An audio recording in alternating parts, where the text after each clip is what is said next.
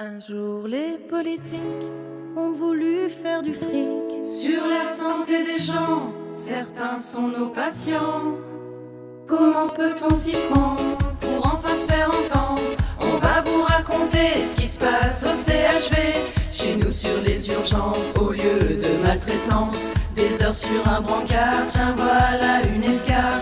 Nous on fait tout ce qu'on peut, on veut prendre soin d'eux, mais plus le temps de rien et on n'a plus de moyens. Ici se joue un drame et là on sonne l'alarme. Ça nous fait mal au cœur mais on bosse dans la peur.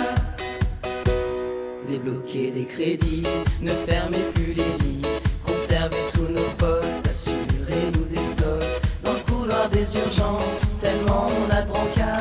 Défaut de surveillance, pour ce mort c'est trop tard. Le fruit de décision prise sans concertation auprès de nous bonnes pommes, et là tout qui déconne. Le soin, notre vocation, devenu des illusions. On ne sait plus quoi leur dire et c'est devenu de pire en pire. Si t'as envie de pisser, faut pas être pressé. Si t'as envie de manger, mieux vaut pas y penser.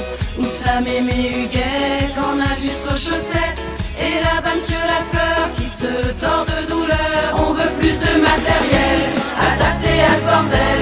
Des draps, des couvertures, des bouteilles d'oxygène et des médicaments en nombre suffisant.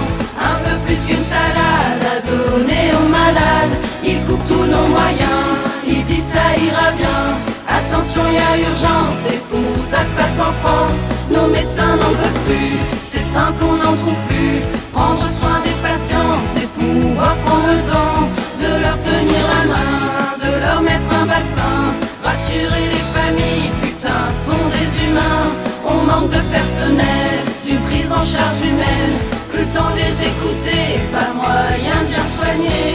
Entendez notre peine, ce boulot c'est sûr on l'aime. Soyez sûr on le perd, y a la colère dans le cathéter. Jamais depuis la création de la sécurité sociale, nous n'avions autant investi dans la santé.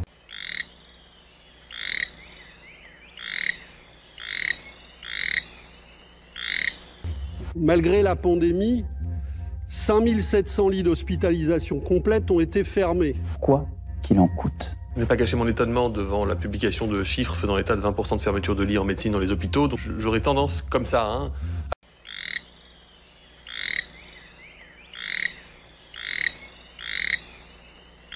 à le contester.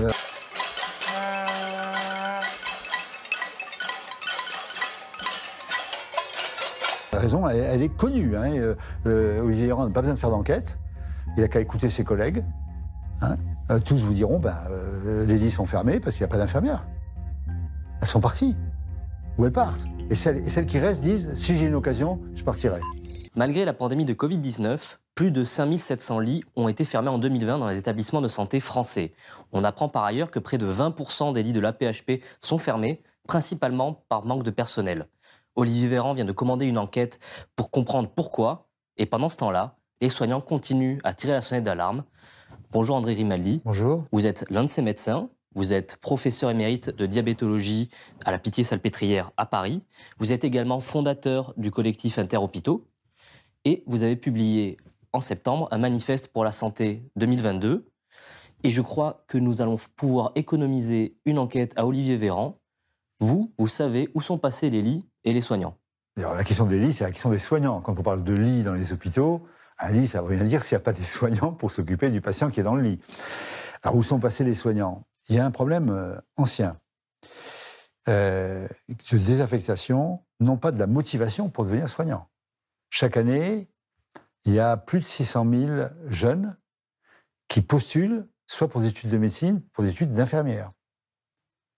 Et, grand paradoxe, dans les 5 ans qui suivent le diplôme d'état d'infirmier, un tiers change de métier. Cesse d'être un soignant. Cesse d'être un soignant. Un tiers. Dans les 5 ans. C'est énorme. La fuite actuelle dans les hôpitaux, elle n'est pas fondamentalement due au Covid. Elle est due à la dégradation des conditions de travail et à la perte de sens du travail. Alors, il y a eu un espoir avec la première vague du Covid, où la population s'est regroupée derrière les soignants, où enfin on avait les soignants au service du public et les gestionnaires au service des soignants. Ce qui est la logique d'un système public.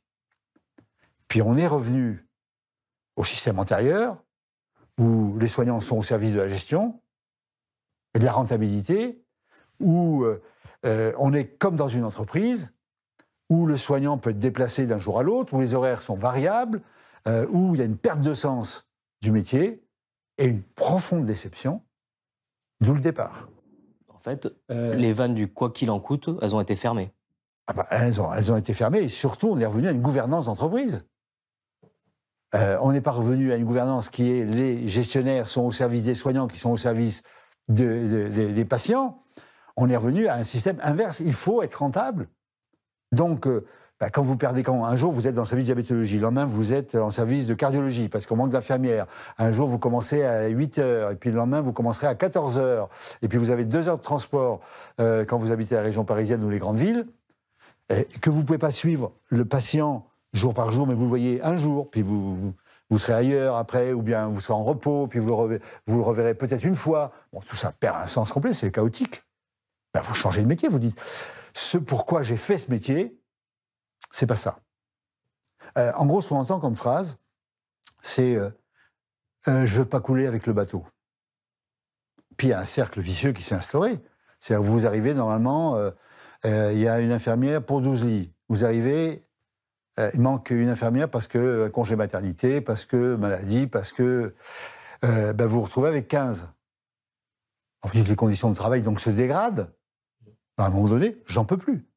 Hein. Donc voilà, la raison, elle est connue. Hein. Olivier Véran n'a pas besoin de faire d'enquête. Il n'a qu'à écouter ses collègues. Hein. Tous vous diront, les lits sont fermés parce qu'il n'y a pas d'infirmières. Elles sont parties. Ou elles partent. Et celles qui restent disent, si j'ai une occasion, je partirai. Et même...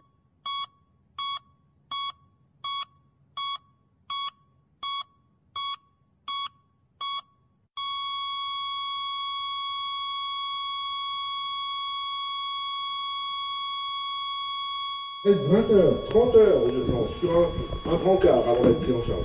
Voilà la question qu'on vous pose. Donc, les 2 questions qu'on vous pose, pour vous, la santé, c'est quoi?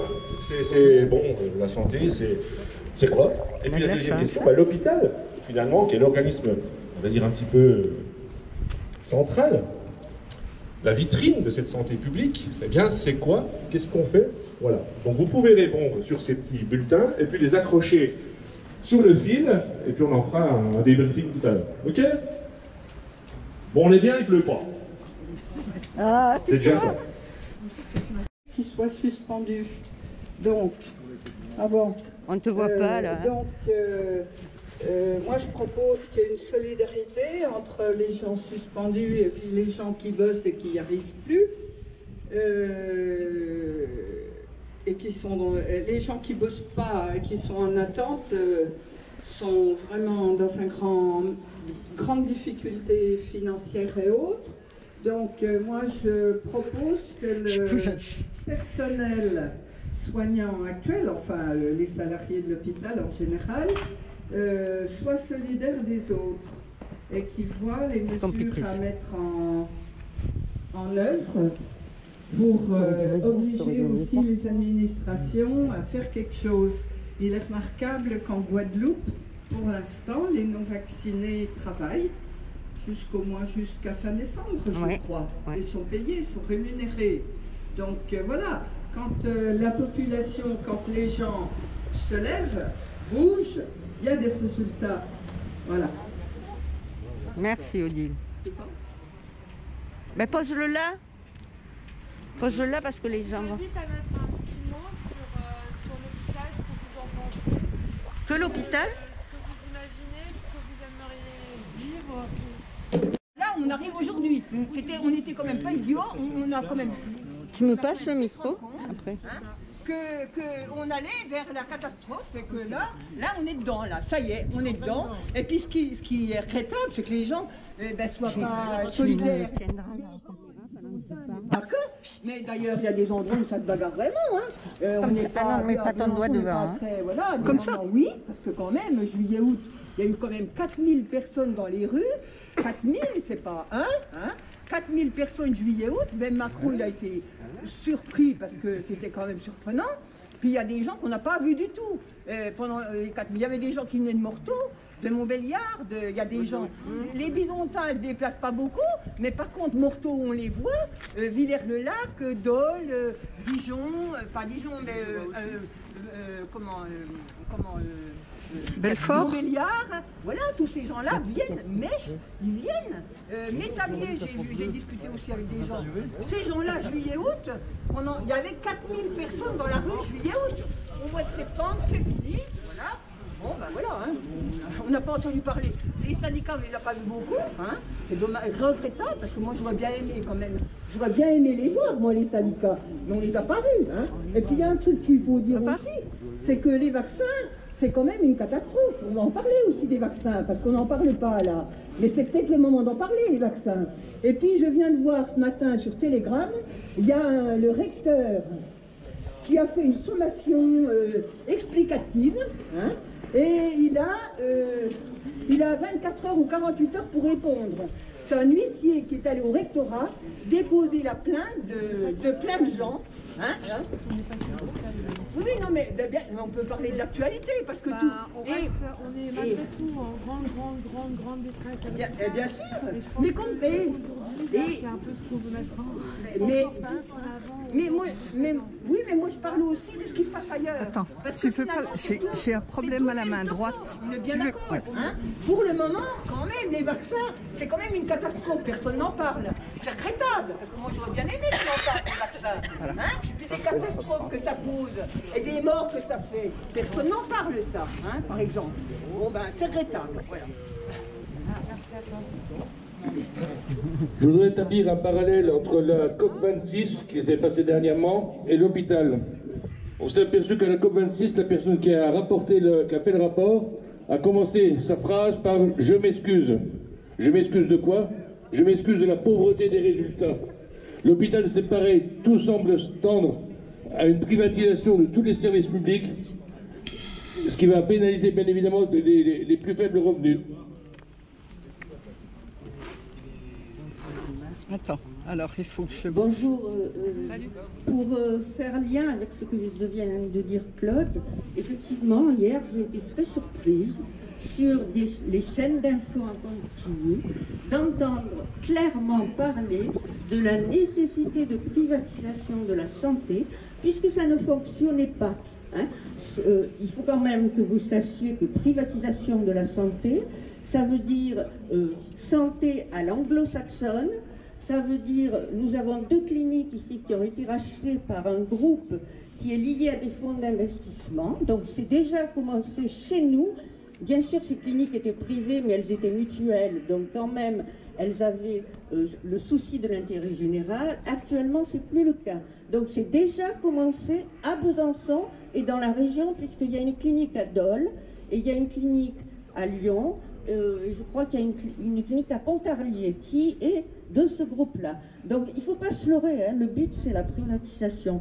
Donc moi je voulais vous parler en fait de la psychiatrie, parce que la psychiatrie, si l'hôpital général est en état de déliquescence, la psychiatrie a toujours été le médecin pauvre de la santé. Et la santé mentale et la psychiatrie sont dans un état catastrophique. En fait, il y a plus de services ambulatoires, ce qui fait que quand les patients sortent de l'hôpital, ils ne sont pas suivis. Je suis psychologue, moi, et avant, je suivais des patients à l'extérieur, lorsqu'ils sortaient, pour les accompagner dans leur suivi psy. Ça n'existe plus. Les finances de l'hôpital sont de plus en plus en dégringolade. Jusqu'à maintenant, il y avait encore ce qu'on appelle une dotation globale, mais ils sont en train de prévoir de faire la même chose qu'à l'hôpital public, enfin l'hôpital général, c'est-à-dire le tarif à l'activité, ce qui fait qu'il va y avoir une dégringolade encore de l'hôpital, qui n'est plus l'hôpital psychiatrique d'ailleurs, qui maintenant est un centre de soins, hein, pour bien signifier que c'est sur le même plan que les autres. Donc maintenant, il y a 1 an d'attente pour des patients pour pouvoir avoir un premier rendez-vous, alors que la demande explose. Il y a quand même 15% d'état dépressif, 23% de signes d'état anxieux et 10% de pensées suicidaires. Chez les enfants, c'est une catastrophe, c'est-à-dire que les enfants, il y a 20% de dépression chez les enfants liée, bien entendu, à ce que vient de dire notre camarade, c'est-à-dire la crise sanitaire qui a mis les enfants dans un état lamentable. Donc moi je crois aussi qu'il faut qu'on se demande tous comment on peut faire pression pour que le personnel aussi en psychiatrie, il y a un manque criant de personnel, donc plus de médication, plus de contention, moins de thérapie. C'est ce qu'ont dénoncé tous les psys qui ont participé aux assises de la santé mentale et de la psychiatrie les 27 et 28 septembre 2021. C'est bien beau de crier que tout va mal, mais qu'est-ce qu'on fait? Donc on est peut-être là aussi pour essayer de trouver des idées sur comment faire pour qu'on arrête de privatiser notre santé et finalement de rendre le personnel complètement fou. Soit il démissionne, soit il est en burn-out, soit il se suicide. Alors c'est quand même une catastrophe. Il faut qu'elle parle, elle.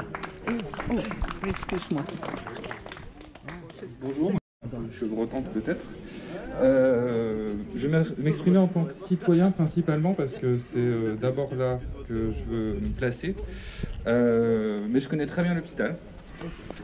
Je le défends et j'en suis fier parce que j'y ai grandi. Moi, ce que je crains, en fait, voilà, on voit les manœuvres actuelles qui visent effectivement à la privatisation de la santé. Si on allait, voilà, moi j'ai décrit peut-être une situation catastrophique. Si on allait sur cette privatisation complète de la santé aujourd'hui, à mon sens, et certains gouvernants l'expriment, disent qu'on a besoin de 80% de la société pour faire fonctionner l'économie, qu'on peut laisser de côté 20% des gens, c'est pas grave. Pourquoi pas?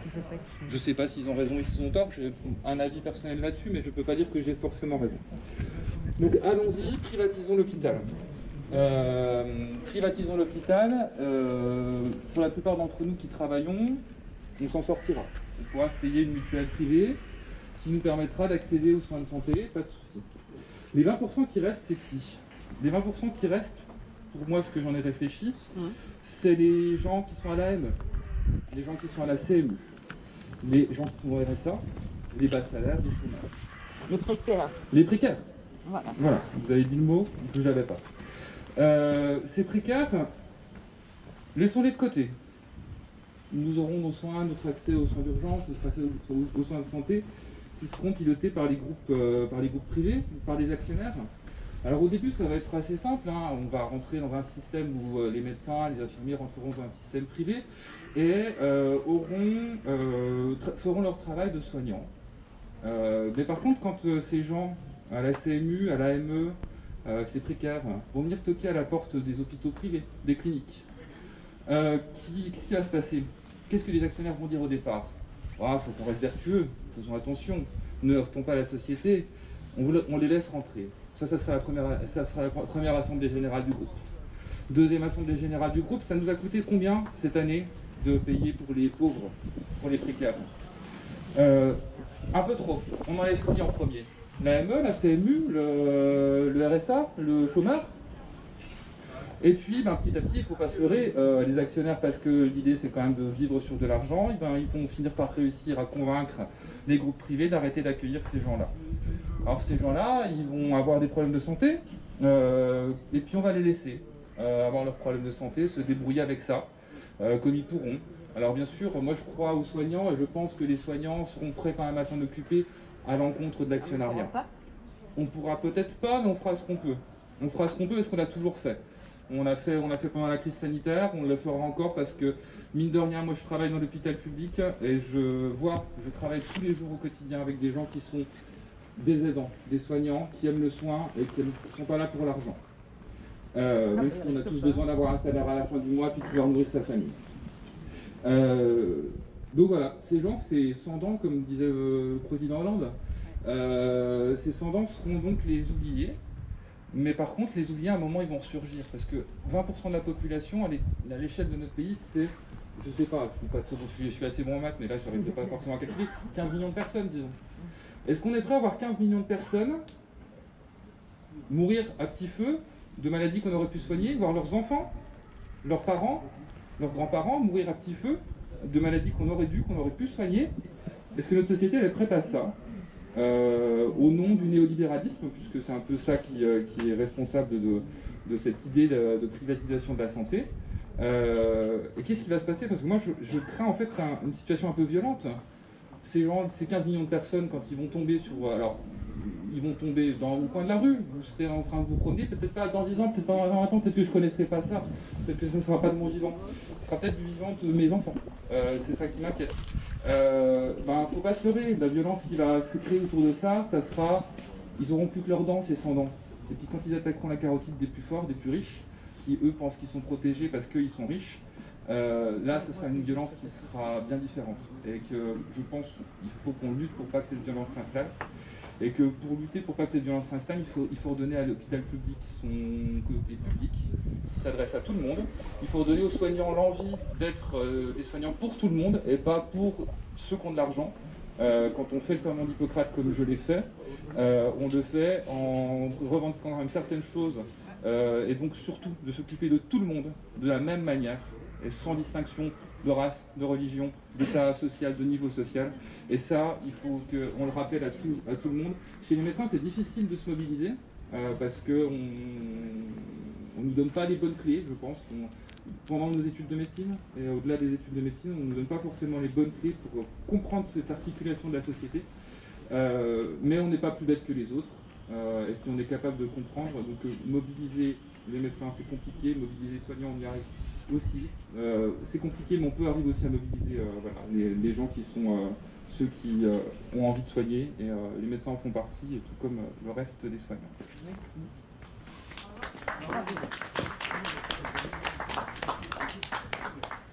Bon, il est 13h. 13h, c'était l'appel initial qui avait été déposé par un collectif d'usagers de Mayenne, au nord de la Mayenne. Je ne sais pas où vous savez où est la Mayenne, hein.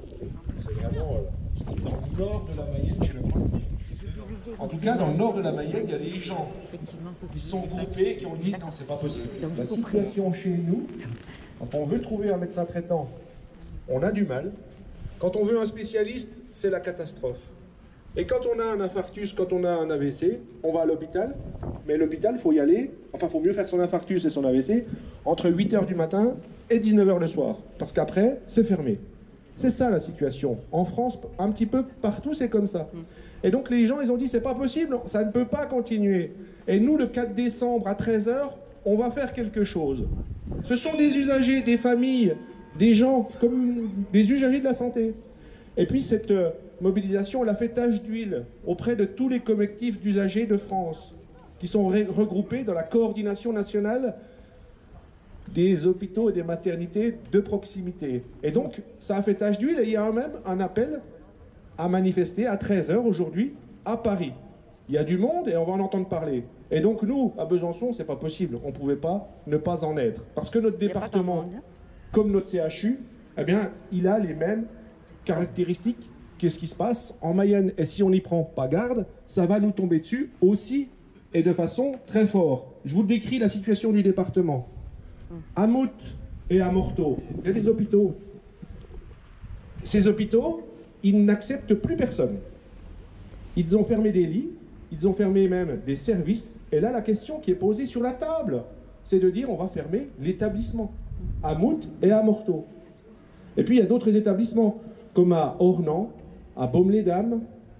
Qu'est-ce qu'ils disent eux? Et puis au Tilleroy. Donc ils ferment des lits aussi, parce qu'il n'y a pas assez de personnel. Ils ferment donc des services, et ils sont en grande difficulté. Et puis on a l'hôpital de Trévenans, dans le Nord-Franche-Comté.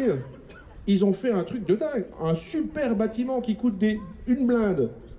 Et donc là-dessus, il n'y a pas de problème. Le bâtiment est super, les peintures sont neuves, les lits sont électriques, ils montent tout seuls, sauf qu'il n'y a personne pour faire monter les lits électriques qui montent tout seuls. Et donc, c'est aussi là une pénurie. Et à Trévenans, c'est une pénurie médicale surtout. Enfin, paramédicale, mais médicale. Il manque de médecins à Trévenans.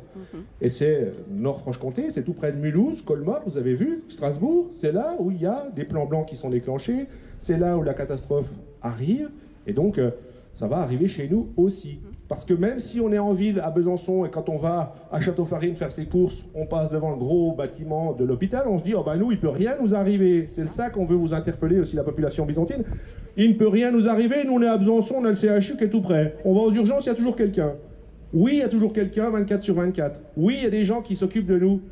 Mais si vous allez aux urgences aujourd'hui, vous allez rester 10, 15, 20 heures sur un brancard. Vous aurez les fesses un petit peu rouges au bout d'un moment. Vous aurez du mal à aller boire un coup. Vous aurez du mal à aller pisser. Et puis c'est ça, on va attendre beaucoup pour que vous ayez une place. C'est ça que vous voulez? Nous, c'est ça qu'on vient vous dire. On vient pas finalement vous faire la morale. Hein. On vient vous dire que si on ne fait rien, et c'est pas dans 2 ans, dans 10 ans. Non, c'est dans 6 mois, c'est peut-être dans 2 mois que ce sera une vraie difficulté pour trouver un lit, pour se faire soigner. On en est là aujourd'hui. C'est à Besançon, c'est dans le Doubs, mais c'est aussi en France. Et aujourd'hui, cette journée du 4 décembre, elle doit marquer finalement une prise de conscience des gens. Et c'est la raison pour laquelle on vous interpelle, vous, la population, en vous disant quelle santé vous voulez pour demain. Est-ce que vous voulez pouvoir être pris en charge de manière, comme tu l'as dit tout à l'heure, gratuite, quel que soit ton statut social, quelle que soit ta provenance, ta couleur de peau, tu viens à l'hôpital, tu es pris en charge. C'est ça le principe. Ou est-ce qu'il va falloir, comme aux États-Unis, quand on arrive dans un hôpital aux États-Unis, on nous demande, avant de savoir si on va bien, donne-moi ta carte bleue, donne-moi ta carte verte, donne-moi tes cartes, et puis suivant tes cartes et l'établissement dans lequel je suis, je te dirai si je peux te prendre en charge ou si je te dis d'aller, par exemple, dans un autre hôpital. C'est ça qui peut se passer chez nous, et c'est ça sur lequel, enfin, ce sont des sujets sur lesquels on veut vous interpeller, vous, la population. En tout cas, nous, dans les hôpitaux, la problématique, c'est le Covid. Oui, ça fait 2 ans qu'on en parle, 2 ans qu'on en bouffe, ça revient, ok. Mais c'est pas ça le sujet du jour. Parce que même sans le Covid, c'est le bordel. On n'y arrive plus. Et c'est ça qu'on veut vous dire. Donc le Covid, ça vient rajouter des couches sur un établissement, sur des établissements dont le fonctionnement, la structure de fonctionnement de nos établissements ne correspond plus à ce qu'on doit faire. On a des missions à remplir. Eh bien, on n'arrive plus à les remplir aujourd'hui. Il manque de médecins, il manque de soignants. Et donc, il faut maintenant, en face de ces problématiques,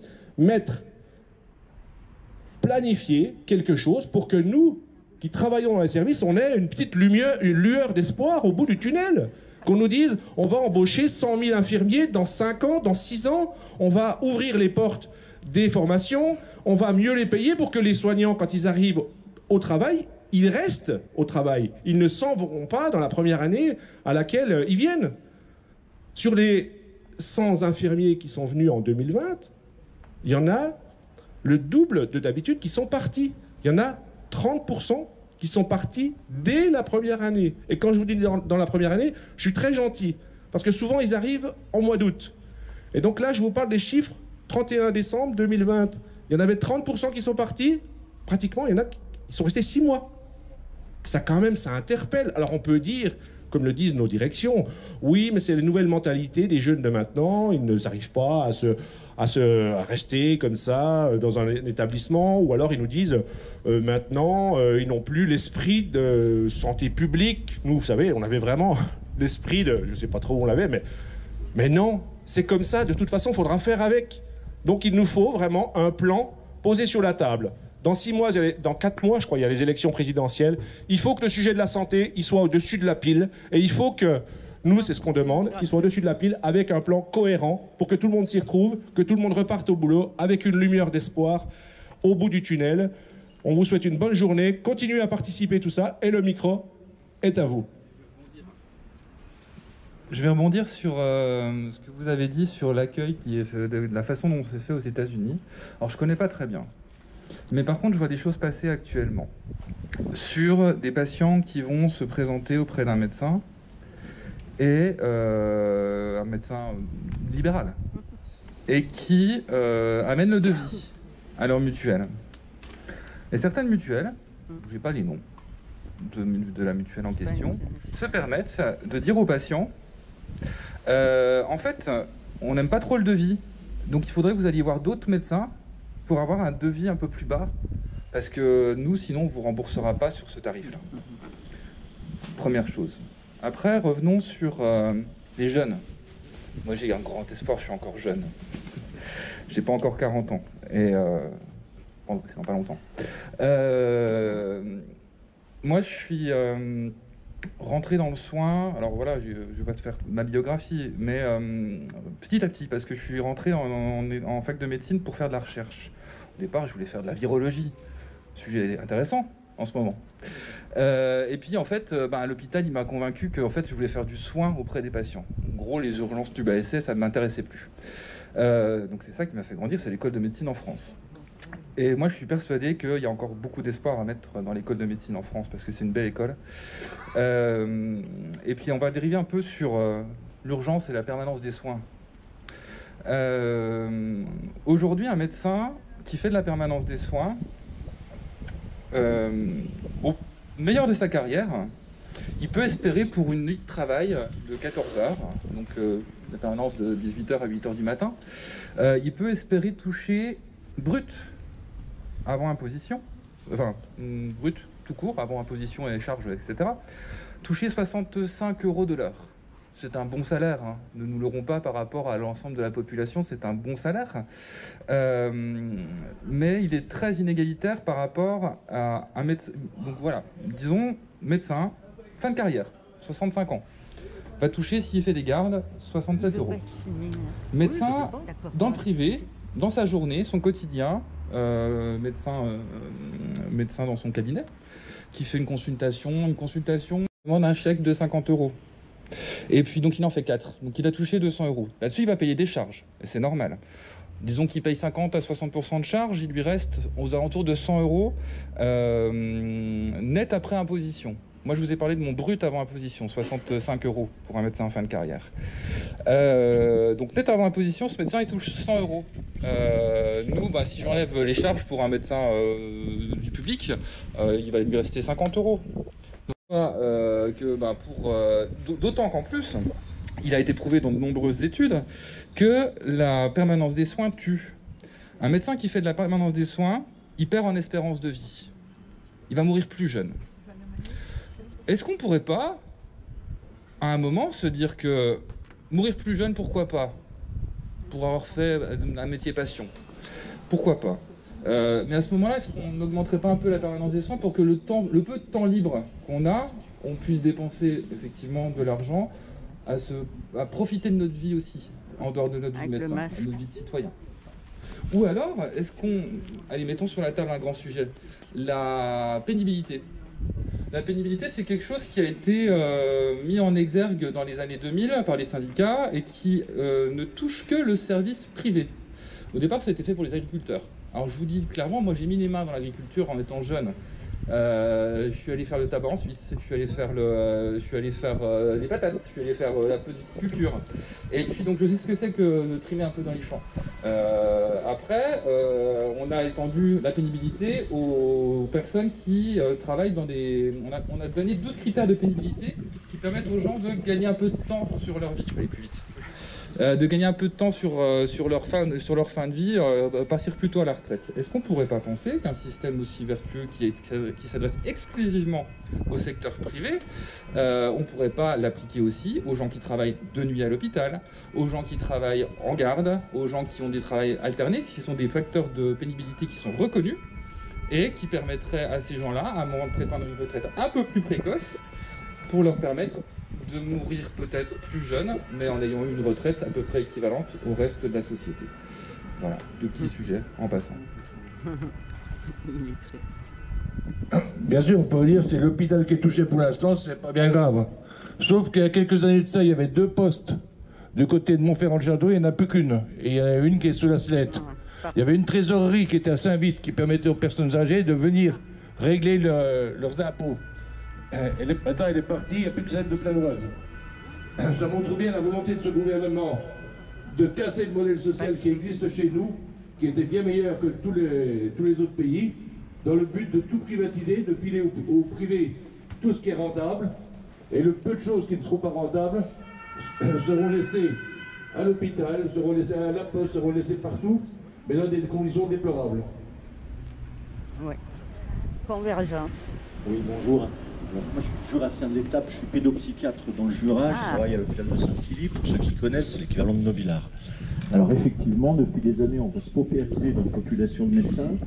Moi, je suis arrivé à l'hôpital il y a 7 ans, après être passé 10 ans dans les Pays de la Loire, donc la Mayenne, ça me cause.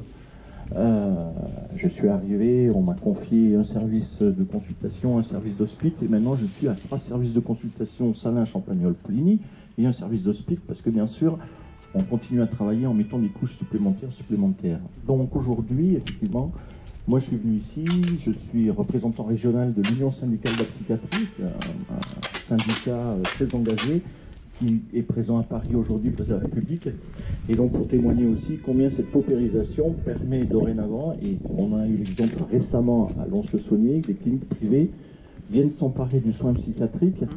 Alors c'est discutable, hein, dans quelles conditions les gens sont accueillis, sont soignés, c'est tout à fait discutable. Les obédiences en psychiatrie, c'est pas le lieu pour en débattre ici aujourd'hui, mais on se rend bien compte que le service rendu n'est pas à la hauteur par les services privés, notamment en psychiatrie.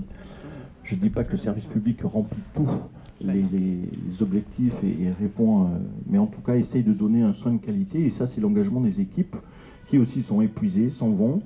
Et on a aussi malheureusement, je pense que dans le Doubs c'est pareil, dans le Haut-Doubs, la concurrence de la Suisse, avec des collègues, des gens qui s'en vont, des médecins qui ne sont plus formés, qui sont formés quelque temps, et puis qui partent aussi en Suisse pour l'attrait financier. Voilà. Donc c'est pas comment dire, c'est pas un bilan particulièrement optimiste que je fais là, mais c'est aussi la réalité de ne pas abandonner les enfants sur le terrain, les adolescents sur le terrain, parce que c'est ma part de boulot. Alors on parle de l'hôpital, moi je tiens aussi à dire combien le médico-social est dévasté actuellement, avec aussi des enfants qui sont en grande souffrance, et puis qu'aucun système médico-social ne tient pour les tenir, et du coup c'est l'hôpital en bout de chaîne qu'ils accueillent pour des durées de séjour quasi infinies, tout comme certains patients effectivement les plus chroniques en psychiatrie, hein, malheureusement. Voilà, je m'arrête là, mais merci. Merci. Est-ce que quelqu'un va parapluie ? Bonjour à tous. Alors, moi je suis infirmière suspendue et le directeur général de la santé a envoyé un courrier aux médecins pour justement parler des problèmes de la santé, de pénurie au niveau du personnel soignant. Et donc, il demande au personnel soignant de doubler d'efforts. Et il demande aussi aux retraités de venir travailler dans l'hôpital, ainsi que des médecins généralistes qui viennent aider l'hôpital. Et par contre, les infirmières, tout le personnel suspendu, on ne lui demande rien. Donc, je trouve ça quand même regrettable.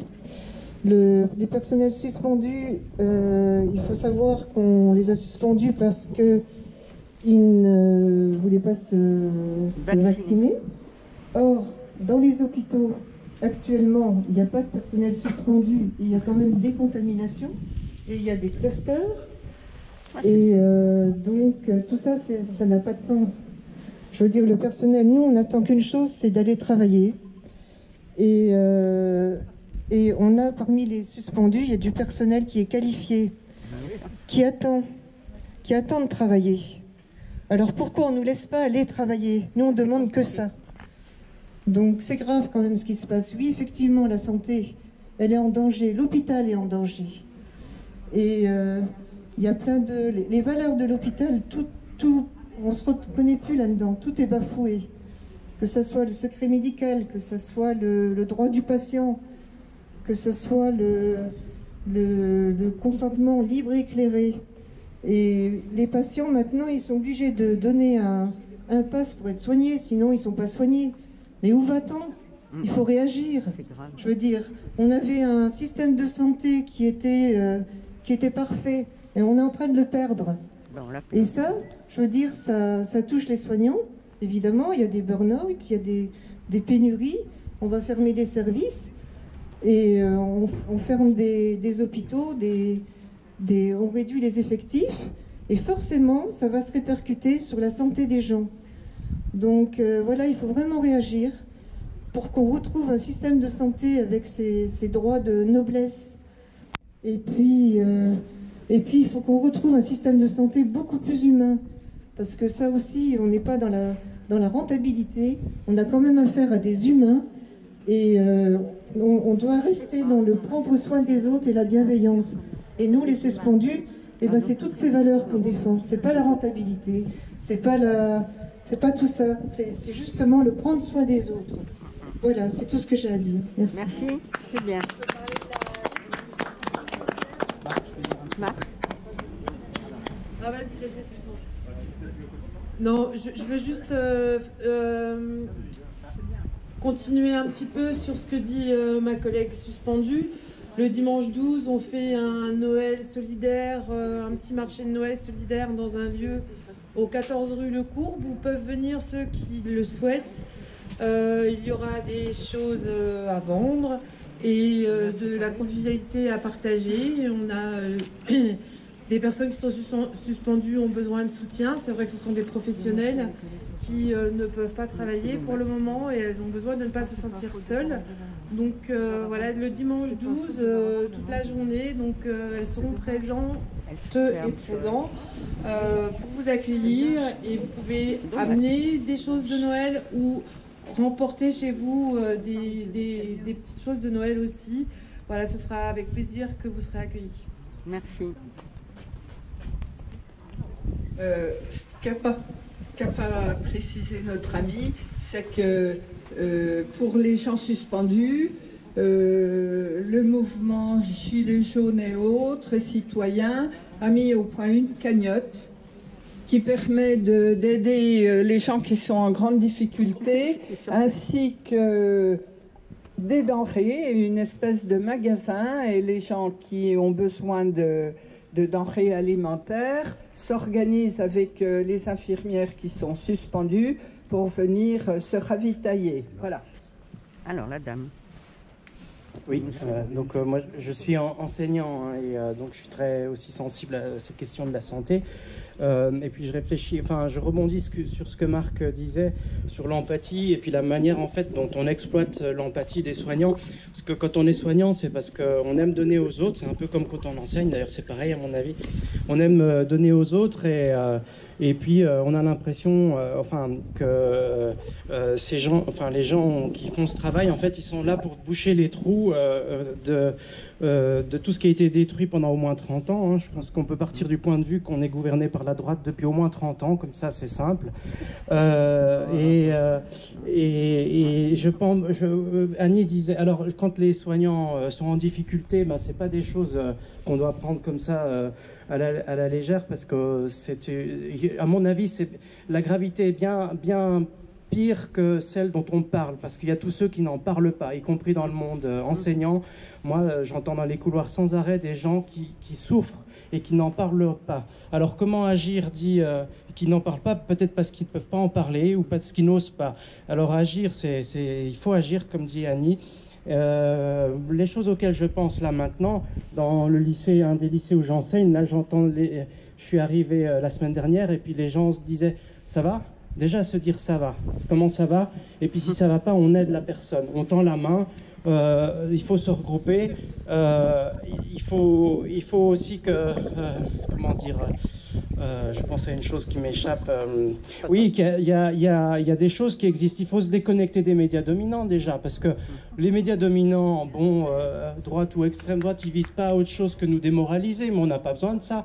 Si on va pas bien, on a besoin au contraire d'avancer, quoi. Et les gens qui vont pas bien, il faut leur donner le moral, il faut aussi que la gauche ait le courage d'avancer ensemble. Et puis il y a des désaccords, c'est pas grave, c'est de surface, mais il y a moyen, c'est pas une fatalité. Effectivement, on parle de l'américanisation, de la destruction du social.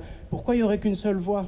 Il y a plein de possibilités d'inventer puis de reconstruire le social qu'on a sauvagement détruit depuis des décennies.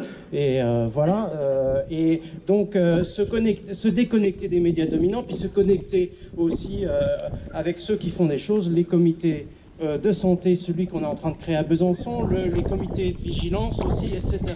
Mais il y a des gens qui font des choses, puis soyons avec des gens bien, puis continuons, puis il ne faut pas avoir peur, parce que ça ne sert à rien d'avoir peur, il faut avoir du courage, voilà. Bon, Jean-Marie, usager le moins possible de l'hôpital, usager de la santé en général, ex-chef d'entreprise. Donc je pense qu'il faut quand même faire le lien entre les mesures économiques qui ont été prises ces 30 dernières années et les moyens de financer la santé, l'hôpital public, mais aussi les caisses de retraite et le chômage. Ça fait 30 ans que les cotisations patronales baissent régulièrement. Aujourd'hui, les cotisations sociales sur les bas salaires n'existent plus. Tout ça, c'est, à chaque fois que ces mesures sont prises, c'est des sous en moins pour la santé, pour nos retraites et pour le chômage. Donc il est totalement inadmissible que les patrons échappent aux cotisations sociales. Ils appellent ça des charges. Ce sont des cotisations sociales qui permettent de financer la santé, en particulier l'hôpital public. La principale cause de manque de ressources de l'hôpital, elle est là. Deuxièmement, à force d'avoir moins de ressources, les conditions de travail dans l'hôpital se sont dégradées. Donc il est urgent de rétablir des conditions de travail normales, notamment en augmentant les salaires d'une manière significative, mais cette augmentation de salaire ne doit pas se limiter à l'hôpital, mais à l'ensemble des salariés. Effectivement, augmenter le salaire, c'est augmenter les rentrées de cotisations sociales. Troisièmement, alors ces cotisations sociales, bien sûr, elles ont été dispensées, enfin supprimées, pour réduire le chômage. On voit le résultat aujourd'hui. Pour réduire le chômage, il faut que le travail existant soit partagé entre tous. C'est pour ça qu'aujourd'hui, une des revendications, aussi pour sauver l'hôpital, c'est que tout le monde cotise, à savoir que tout le monde ait un travail, donc passer aux 32 heures. Merci. Voilà un beau programme. On n'a pas parlé des EHPAD. Ah oui. Ça fait partie aussi de l'hôpital public. Je peux vous dire que dans les EHPAD, eux, ils ne peuvent pas fermer des lits. Hein. Quand on ferme des lits, c'est qu'il y a des gens qui meurent. Et aujourd'hui, dans les EHPAD, c'est ça. Pour améliorer les conditions de travail, il faut attendre que des gens meurent. Parce que il n'y a personne... J'ai oublié de vous dire aussi que, par exemple, au CHU, il y a 0 candidature d'infirmiers, d'aide-soignante, il y en a 0. Il n'y a pas une pile, il n'y a pas une feuille, il n'y a rien. Personne ne veut venir travailler à l'hôpital aujourd'hui, alors qu'on souffre de manque de personnel. Voilà, donc j'ai une pensée quand même pour les gens qui travaillent dans les EHPAD, parce que la charge de travail, elle est constante. Qu'il soit 5, ou qu'il soit 4, ou qu'il soit 3, chaque matin, il faut faire le job. Et eux, on n'y pense pas assez. Enfin, on y pense aussi quand même, mais voilà, je voulais juste vous le dire. Et puis, on a une représentante des EHPAD, là, qui bosse dans un EHPAD. Voilà. Est-ce que quelqu'un veut prendre la parole? Je rappelle que c'est un débat public, on parle de la santé, on n'est pas là pour amener nos... Alors, on amène des idées, c'est bien, ça nous fait réfléchir. On est là pour dire, voilà ce qui est, voilà ce qu'on pose comme question sur la table. Et maintenant, il faut que chacun prenne conscience de ça, fasse sa petite enquête dans sa tête pour avoir des solutions et surtout pour accepter ou ne pas accepter cette situation. Parce qu'un jour ou l'autre, on va venir à l'hôpital tous. Ou dans un EHPAD. Pour certaines. J'ai les noms. J'espère pas. Bon, compliqué de parler.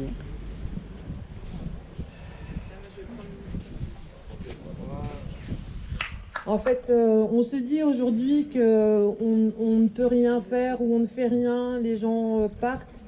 Moi, j'ai quand même le souvenir très proche de l'alerte qu'on avait donnée avant que le Covid n'arrive dans les lits de l'hôpital et dans la population. La santé, le social étaient très mobilisés de toutes parts, que ce soit par les personnes par les personnes qui ont besoin de soins, par les personnes qui étaient dans les soins, qu'ils soient syndiqués ou non. Il y a eu d'énormes mobilisations et les difficultés étaient entendues, étaient dites, étaient criées un peu partout en France. Et juste après, le Covid est arrivé dans les services. Et j'ai la sensation que on a été écrasés en fait par cette maladie qui nous a tous impactés Et aujourd'hui, ben, en fait, on va vivre avec.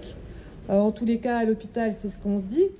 Et malgré tout, il faut retrouver le souffle pour, en plus, dire, mais il faut malgré tout que soient entendues les conditions de travail qui étaient déjà hyper dégradées et qui aujourd'hui sont carrément catastrophiques.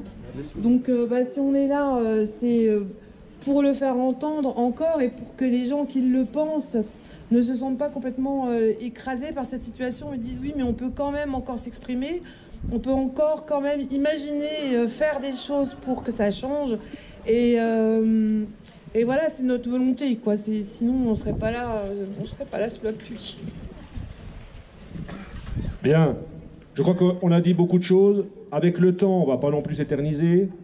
On rappelle à tous qu'à 14h, place Pasteur, il y a un appel pour être là contre le chômage et la précarité. Je pense que, je vous le dis, il y a aussi place des Révolutions, je pense un rassemblement à 14h des Gilets jaunes et des antipasses. Il y a donc moyen de se promener dans Besançon, découvrir la ville sous des trompes d'eau, ou pas. En tout cas, on a eu de la chance de passer finalement un petit peu à travers les gouttes. On vous remercie d'être venus. C'était pas simple, même pour nous. Je pense que cette date du 4 décembre devrait marquer le début de quelque chose. En tout cas, c'est l'objectif. L'objectif, c'est pas une fin en soi, ce 4 décembre. C'est que chacun reparte avec des idées et que se construise un mouvement d'ampleur pour, je le rappelle, mettre sur la table des élections présidentielles, en haut de la pile, le dossier de la santé et de l'hôpital. La situation ne va pas bien, la situation est critique. Est-ce que nous accepterons de ne pas nous faire soigner très prochainement? Est-ce qu'on va accepter, s'il y a une petite vague de Covid qui arrive, eh bien de rester aux portes de l'hôpital parce qu'il n'y a pas de place? Est-ce que c'est ça que nous voulons accepter ou pas? Nous voici maintenant face à nos défis. On vous souhaite une bonne journée. Elle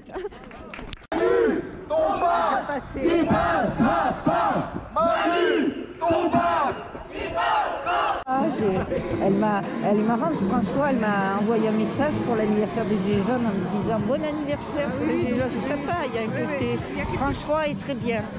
Pour les manifestants, France 3, les journalistes, pas la rédaction, mais les journalistes, ils sont avec nous, mais les républicains. Lui, c'est les photos, donc c'est pas pareil. Oui, il y a moins d'engagement à ce moment-là. Il y a moins d'engagement. Bonjour. Bon, allez, je vais filmer un peu les gens. Coucou. T'as une petite mine quand même depuis un moment, tu voudrais peut-être... Ah ben mais j'ai été qu'à contact. Oui, mais ça ne fatigue pas. Sauf si tu as des symptômes, mais je n'avais pas. Tu n'en avais pas. Mais t'as été positive? Non, mais je me suis tenue loin parce que je me suis dit c'est pas la peine aussi de risquer de... On n'a même pas peur. Même pas peur. Moi j'ai connu quelqu'un qui connaissait quelqu'un qui avait été cas contact. C'est compliqué tout ça. Jean Castex. Ben, tu sais, non mais c'est avec Antoine aussi que je fais attention. Oui, non, mais bien sûr. Non. Parce qu'Antoine, c'est pas... Non, mais là, oui. Alors à la maison, c'était le masque, je me tenais juste là. Non, je rigole, mais je suis d'accord. Si t'as un cas... Ah oui, qui... Tu sais pas ce qui peut se passer, hein, comment je comprends rien. Je suis cas contact de la grippe. Alors est-ce que ça compte? Est-ce que ça... Ben aussi, hein.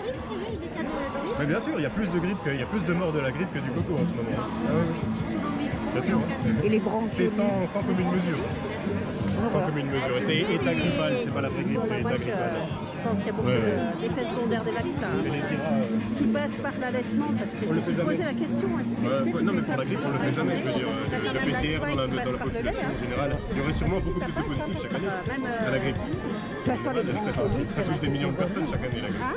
Oui, il y en a toutes les années, mais là, il y en a beaucoup cette année. Oui, il y en a beaucoup partout.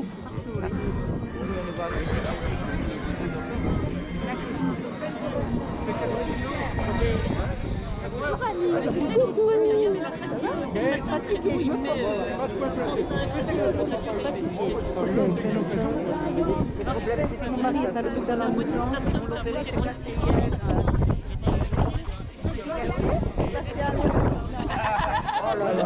pas abusé.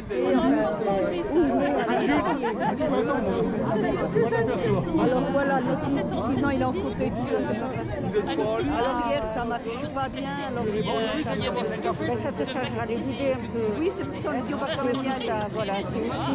C'est aussi ça parce que comment on reste en ruine, voilà, c'est ça.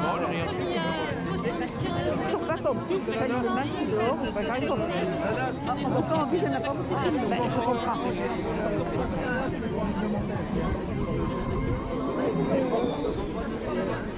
Garomane. Coucou. Oui.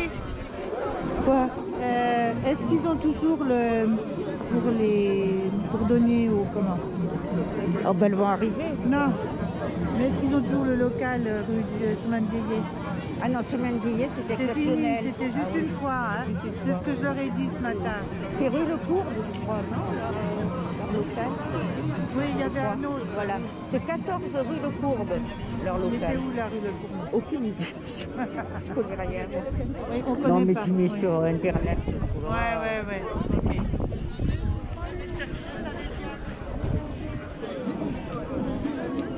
Il n'y a plus d'affiches. Ah, j'ai cherché des affiches. Elles sont belles, hein? Oh, qu'elle est belle. Est-ce qu'elles clignotent aujourd'hui? Ah, ça clignote? Oui, derrière, t'as jamais vu? Ah, j'ai jamais vu ça. Waouh! Ah ben c'est une des plus belles que j'ai vues. Oh, bravo! Sur la vidéo de la semaine dernière, tu le vois avec sa pancarte. La semaine dernière, j'étais cacotte. Ben moi, je suis pas venue non plus, parce que j'étais malade aussi. Voilà. Après, c'est pas la peine. C'est très bien, hein, vraiment, bravo! Quelle créativité! C'est bientôt qu'il y a des réunions au mois de décembre. Totalement illégal.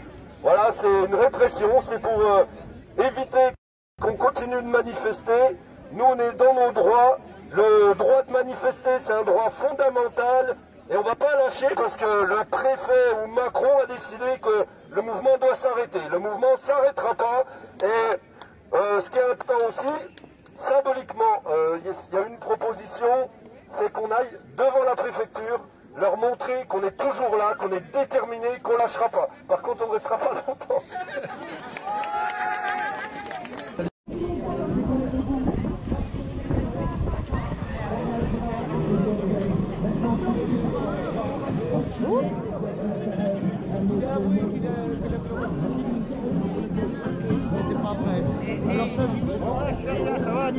On lâche rien.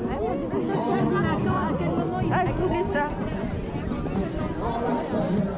On a fait une avec moi. On a fait une avec moi.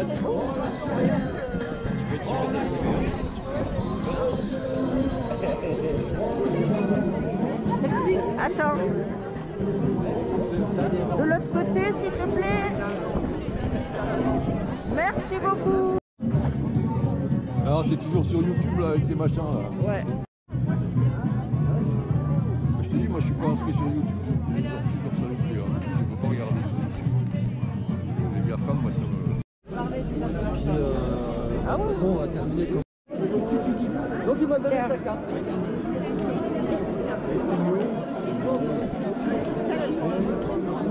Mais bon,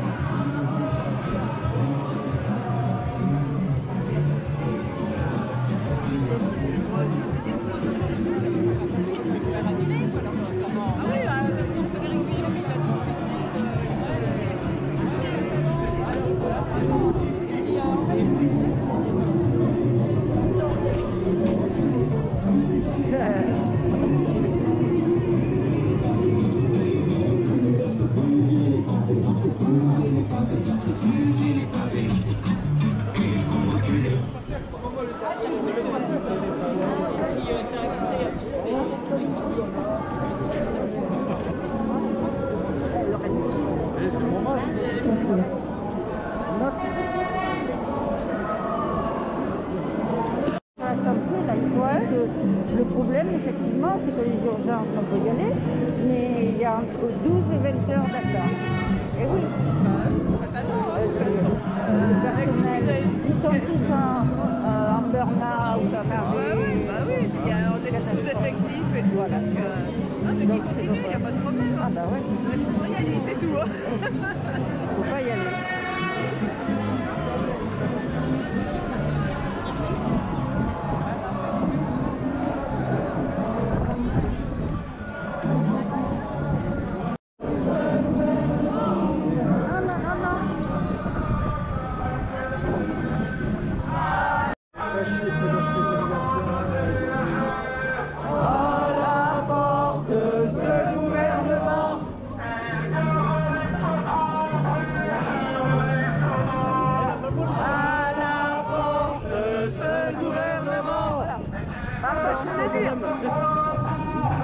C'est quoi? À la porte, ce gouvernement.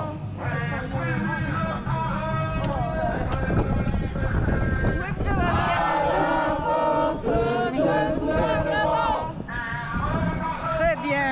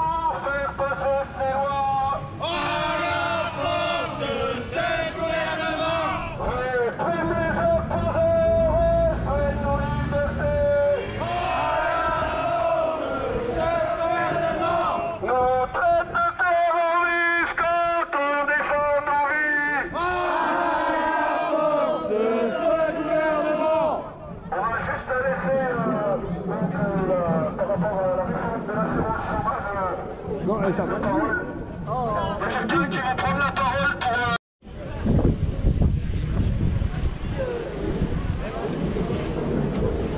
Oh, oh. Comment? Oui, il faut lever le masque. Oh, oh. On n'entend pas. Hein. On n'entend rien. Hein. Oh. Non, ça marche pas. Hein.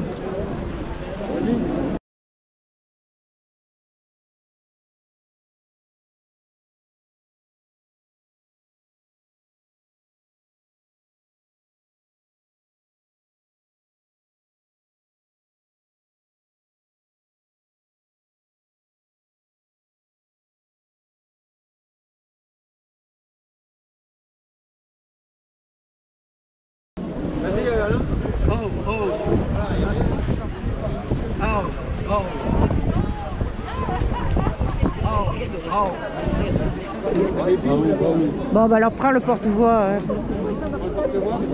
Prends le porte-voix. Hein. Ça marche pas.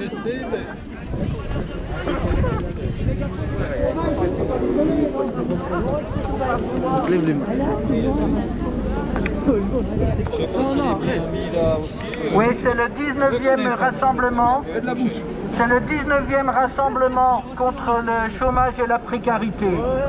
Et cette année, depuis le 1er octobre, le gouvernement a mis en place une pseudo-réforme injuste et inefficace de l'assurance chômage.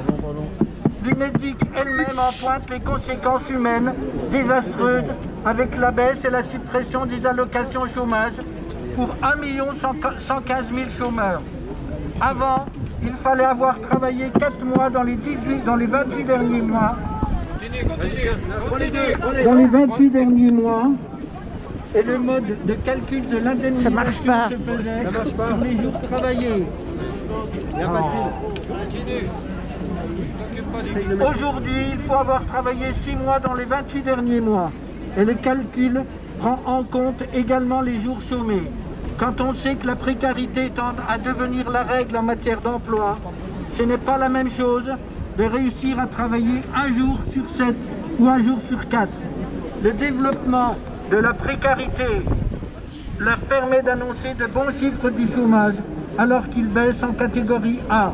Il augmente pour les catégories B et C, soit plus de temps partiel et de contrats courts. C'est pourquoi, afin de mettre au centre du débat la vie quotidienne des femmes et des hommes, leurs urgences et leurs difficultés, mais aussi leurs espoirs, leurs rêves, loin des froides données statistiques, des courbes et des pourcentages, nous, organisation des chômeurs et des précaires, nous organisons la manifestation annuelle contre le chômage le 4 décembre 2021. Nous revendiquons un emploi correctement rémunéré, librement choisi, socialement utile, une indemnisation pour toutes et tous des formes du chômage et de la précarité, l'annulation pure et simple et définitive de la réforme de l'assurance chômage, une véritable politique de formation choisie par les chômeurs, une véritable et nouvelle réduction du temps de travail, l'interdiction des licenciements, un droit à une véritable retraite à 60 ans maximum, l'application du droit au logement pour toutes et tous, l'arrêt des contrôles sanctions contre les chômeurs et précaires, des moyens humains afin que Pôle emploi assure son rôle de service public, des mesures d'accompagnement d'urgence pour les plus précaires. Tous ensemble, hey! Tous ensemble, hey! Tous ensemble, hey! Tous ensemble, hey!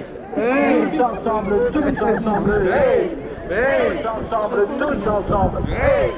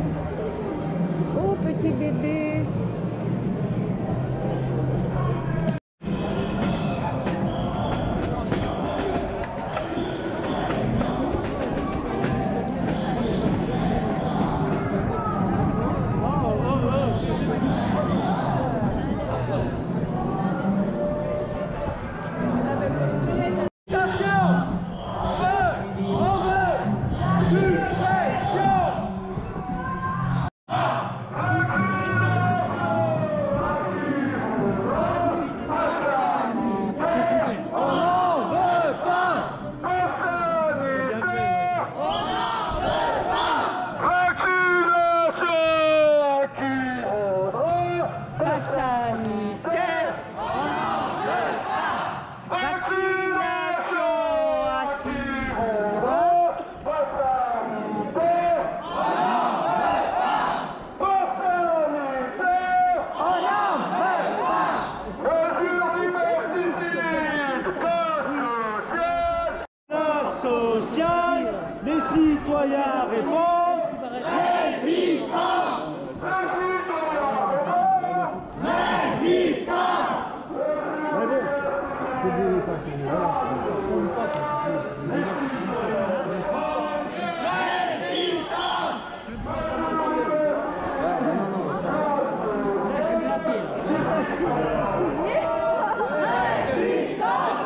Je suis allé voir ma mère cette semaine et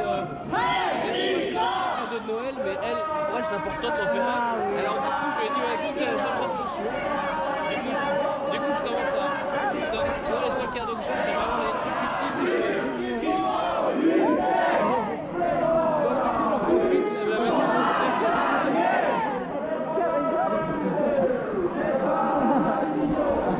C'est marrant.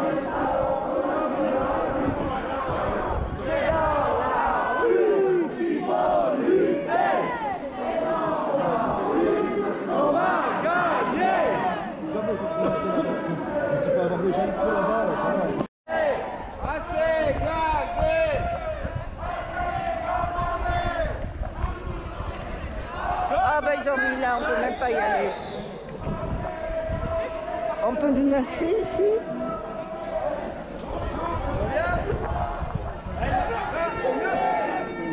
Non. Quoi? Oui, oui, le 9. Ah.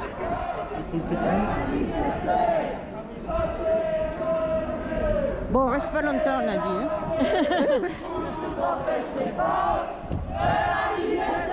Moi, je pense qu'il faut les ignorer, mais c'est idiot.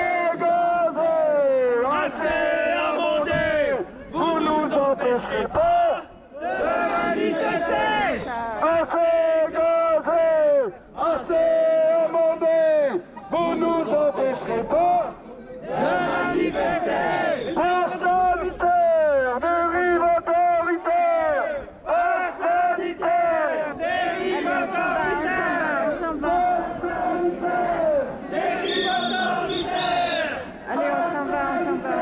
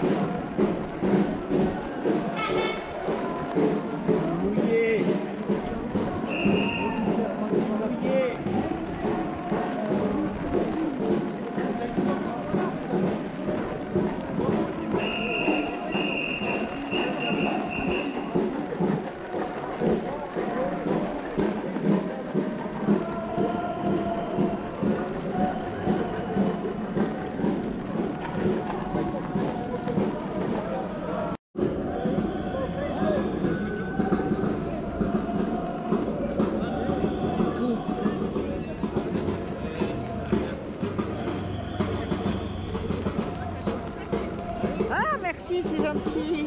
Ah, merci.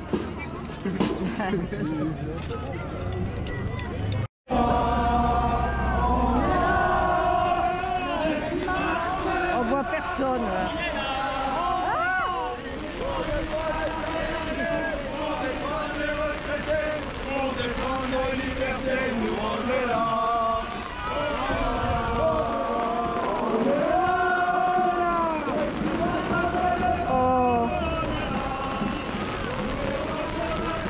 Aïe, aïe, aïe.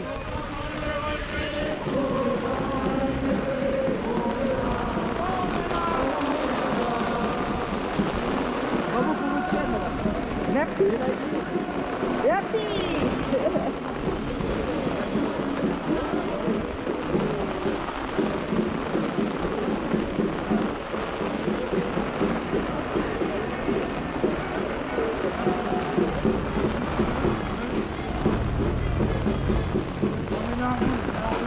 Ah, c'est mieux. C'est mieux là. Hein, je me disais encore, le pauvre il était sous la pluie.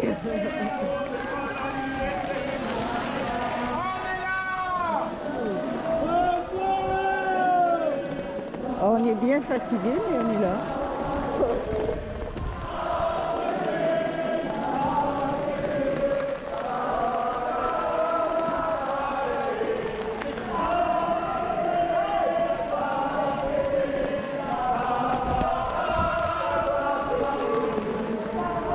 Enfin, à 370, ça m'étonnerait, mais bon.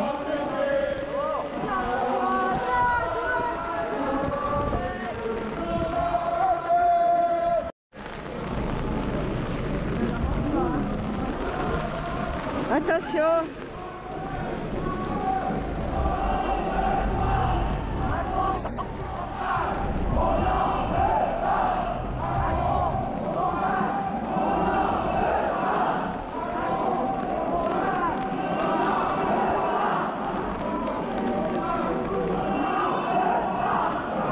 Ah merde!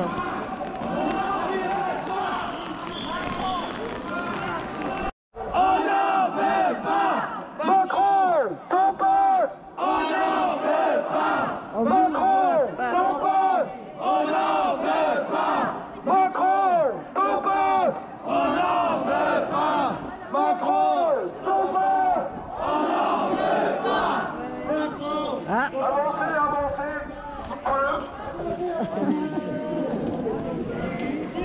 C'est moi qui ai le truc. Ah, d'accord. Il m'a dit... Non, non, non, non, c'est pas moi, c'est à lui. D'accord, ok.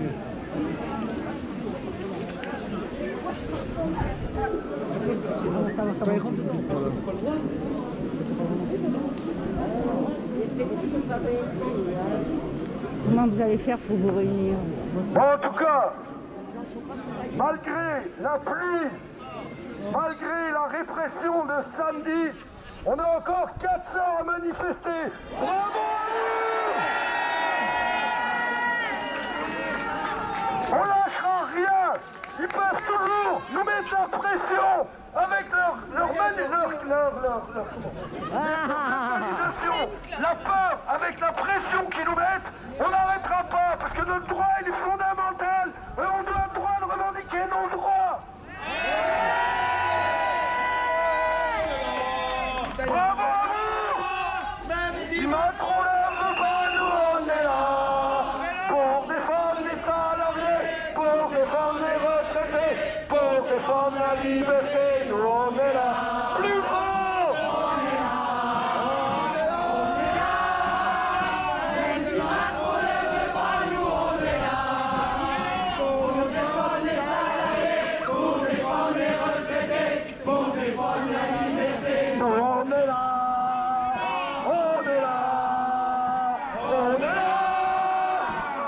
Macron ne veut pas, nous on est là pour défendre les salariés.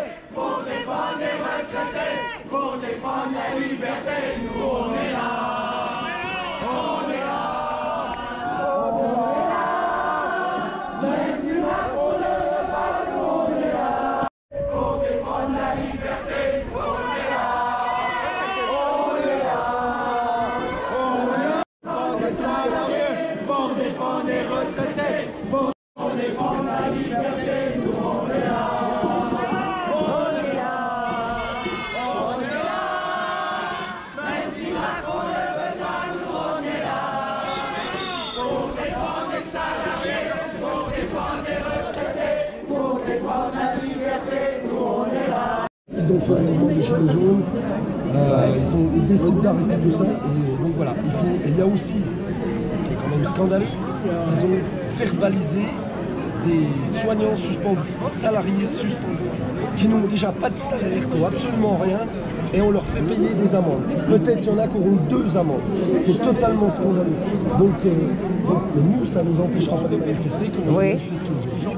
On est assez nombreux par rapport au temps, par rapport à tout ce qui s'est passé. Et ça, c'est plutôt bien, c'est encourageant, parce qu'en fin de compte, on se dit que les gens ont compris qu'à un moment, il faut se battre. Et on va se battre justement. Voilà. Alors, vous allez contester, il y avait des personnes qui vous demandaient des procès parce qu'ils sont tous perdus. Oui. C'est souvent des personnes qui n'ont jamais eu d'amende. Bah oui, c'est ça. Il y a plein de gens qui n'ont jamais eu d'amende. Avant le mouvement des Gilets jaunes, on n'avait pas eu d'amende pour des trucs routiers, mais en général pas pour des manifestations. Et voilà, ils demandent un petit peu comment ça se passe. Moi, je sais que j'en ai eu pas mal. Donc, du coup, j'ai l'habitude un peu des procédures. Mais on va s'organiser ensemble pour contester, parce que c'est totalement inadmissible. Ils profitent de ça pour essayer d'arrêter le mouvement. Alors, vous avez parlé d'Amnesty International. Amnesty International, vous connaissez très bien. Ils vous ont déjà interviewé, vous pensez.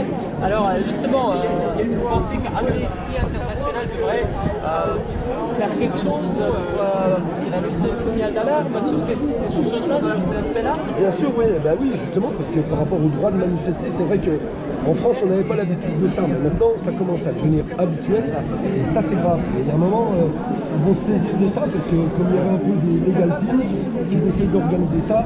Voilà, je ne sais pas comment ça va se passer, mais il y a un moment, voilà, ce qui se passe, c'est pas normal. On ne peut pas empêcher les gens de manifester, surtout que là, il n'y a aucune violence qui arrive. Ils peuvent rien dire par rapport à ça. Donc voilà, là-dessus, clairement. Et il ne faut pas oublier qu'il y en a qui sont encore convoqués le 14 décembre pour justement une action des masques blancs, une manifestation interdite. Il y a des gens qui ont été verbalisés 2 fois. Et voilà, donc il y aura du monde, c'est à 15h30. 15h30, 14 décembre. Nous avons le droit de manifester, laissez-nous manifester. C'est un fait ça, le c'est ça. Exactement, c'est ça, oui. Le droit de manifester, c'est un droit fondamental. Ils ne peuvent pas s'asseoir dessus et puis on ne cessera jamais supprimer notre droit de manifester. Alors, dernière chose, il y avait des personnes qui parlaient de vaccins qui tuaient des enfants, etc. Alors, comment vous gérez tout ça? Parce que si vous êtes anti-vax, je ne pense pas que c'est un combat anti-vax. En fait, on voit qu'il y a quand même des personnes qui sont contre le vaccin. Comment vous gérez ça? Vous arrivez à faire comprendre aux gens qui regardent qu'il y a quand même des gens comme vous, ils sont anti-vax. Non, mais voilà, oui, après, c'est libre, tout le monde vient dans une manifestation, c'est spontané. Les gens manifestent, après chacun a leurs idées, mais ce qui est intéressant, c'est qu'on discute entre nous, et puis des fois ça fait justement changer un petit peu les idées, voilà. Mais il y a un souci par rapport à ça, c'est qu'il y a quand même, le gouvernement en profite pour restreindre nos libertés, nous faire contrôler, et essayer de casser l'hôpital public, parce qu'il ne faut pas oublier, en suspendant les soignants, ils continuent la casse du service public de l'hôpital, et en fin de compte, voilà. Et ils en profitent et ils divisent la société. Et voilà. Parce que ça revient, justement, j'allais poser cette question, vous revenez dessus, ça joue la division en fait. Bien sûr, ça joue la division. Mais ce qui peut rassembler tout le monde, c'est les restrictions de liberté. Et ça, c'est fondamental. Ça fait longtemps qu'ils nous tapent dessus avec ces histoires de masques. Tout le monde pensait, oui, les masques, mais c'est la liberté qui est derrière. Il y a la liberté du droit de manifester, parce que tous les mouvements sociaux, ils vont être là. Ils vont les contrôler, ils vont essayer d'arrêter les gens. Ça va être comme ça. Il faut en prendre conscience, les gens. C'est le début de l'échange. Bravo. Mais c'est vrai. Un petit mot. Vous aviez parlé à un moment donné de faire du fact-checking, justement quand il y a des situations de ce type-là, il y a des mots qui se disent qui ne sont pas tout à fait vrais. Et justement, il y a un besoin aussi de faire un clair ce qui est vrai, ce qui n'est pas vrai, pour que les gens comprennent ça. Vous aviez évoqué ça dans une... Vous aviez parlé à un moment donné de faire du fact-checking, justement quand il y a des situations de ce type-là, il y a des mots qui se disent qui ne sont pas tout à fait vrais. Et justement, il y a un besoin aussi de faire un clair ce qui est vrai, ce qui n'est pas vrai, pour que les gens comprennent ça. Vous aviez évoqué ça dans une ancienne manifestation. Une ancienne manifestation. J'avais dit effectivement qu'il était important de reprendre les choses. Par exemple, il est important quand Fred dit vacciner qui voudra, passe sanitaire, on n'en veut pas, c'est clair. On est d'abord tous pour les libertés, d'accord, et pour la santé aussi. Mais il est important, effectivement, c'est très compliqué pour nous de gérer le fait que certains veulent parler de la vaccination. Chacun est libre de se vacciner. En plus, on n'a pas à dire si on est vacciné ou pas, puisque c'est le secret médical. Normalement, on n'a pas à le dire. D'ailleurs, les proviseurs des lycées avaient dit qu'ils ne voulaient pas, les proviseurs des collèges avaient dit qu'ils ne voulaient pas le savoir, ça, parce que c'était hors norme. Donc, ce qui est compliqué, effectivement, c'est de permettre aux gens à la fois de parler, mais en même temps, on avait dit que si quelqu'un parle et dit anti-vax, il est important, comme l'a fait Fred la dernière fois, de rectifier en disant, effectivement, des gens ici veulent se faire vacciner, d'autres pas. D'ailleurs, il y a beaucoup de gens qui le font, mais ça, c'est la liberté de chacun. Nous, ce qu'on veut, c'est notre liberté à tous. Je crois que c'est ça qui est essentiel, c'est-à-dire de rester sur le problème des libertés et de la santé, puisque tout à l'heure on a parlé de l'hôpital public, parce que autrement, effectivement, si on se divise entre nous, et c'est ce qu'ils voudraient, ils voudraient qu'on soit anti-vax pour que du coup tout le monde se retombe contre nous et on se batte ensemble. Mais ça, on arrive à ne pas le faire. Je crois que ça, on arrive aussi quand même à se mettre d'accord là-dessus. Et même quand quelqu'un nous parle des effets secondaires, etc., par exemple, il y a un média qui s'intéresse à ça, en fait, ce qui s'est passé, c'est que ceux qui veulent parler des effets secondaires, qui sont inquiets pour leurs enfants, pourquoi pas? Mais le combat ici, c'est les libertés. Et je crois qu'il ne faut pas tout mélanger. D'accord? Voilà. Voilà, donc manifestation qui finit ici du côté de place du 8 septembre. Mutilés, révoltés, reprenons nos libertés, même si la police ne veut pas, on filmera. On est là, même si Darmanin ne veut pas, nous on est là. Indignés, révoltés, c'est ensemble qu'il faut lutter, même si Darmanin ne veut pas, on filmera. On est là, même si Macron ne veut pas, nous on est là. C'est avec force et ferveur et pour un monde meilleur, même si Macron ne veut pas, on luttera. On est là, même si la police veut pas, nous on est là. Mutilés, réprimés, reprenons nos libertés, même si la police veut pas, on filmera. On est là, même si Darmanin veut pas, nous on est là. Indignés, révoltés, c'est ensemble qu'il faut lutter, même si Darmanin veut pas, on filmera. On est là, même si Macron ne veut pas, nous on est là. C'est avec force et ferveur et pour un monde meilleur, même si Macron ne veut pas, on filmera.